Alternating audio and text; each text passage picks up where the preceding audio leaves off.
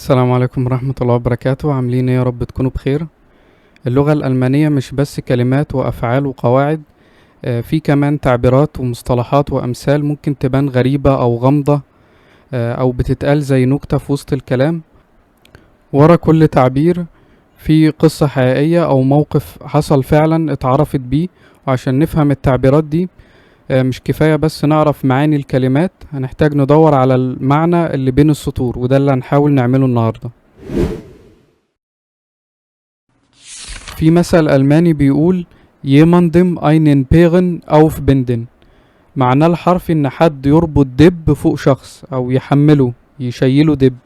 طب ازاي ممكن شخص يشيل الشخص التاني دب، والدب وزنه بيوصل ل700 كيلو وطوله ممكن يوصل ل3 متر؟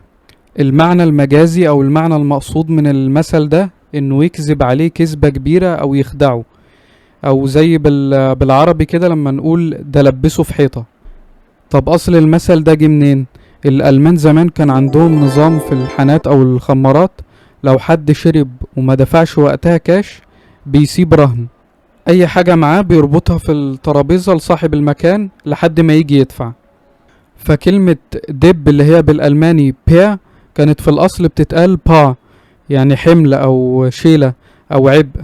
فالرهن ده بيبقى حمل على صاحب الخمارة لو الزبون ما دفعش وهرب. فكلمة با اللي هي حمل كانت في الأصل بيع اللي هي دب، بس مع الوقت اتحرفت عشان الكلمتين شبه بعض. أو بيقولوا إن الصيادين كانوا بيربطوا الرهن ده من الصيدة اللي اصطادوها، فالمبالغة بقت إنه اصطاد دب وربطوا وسابوا رهن. الرأي التاني إن أصل المثل ده هو المبالغة، بس إن واحد بيقول هيربط لك دب فوق ظهرك، فأكيد كذب.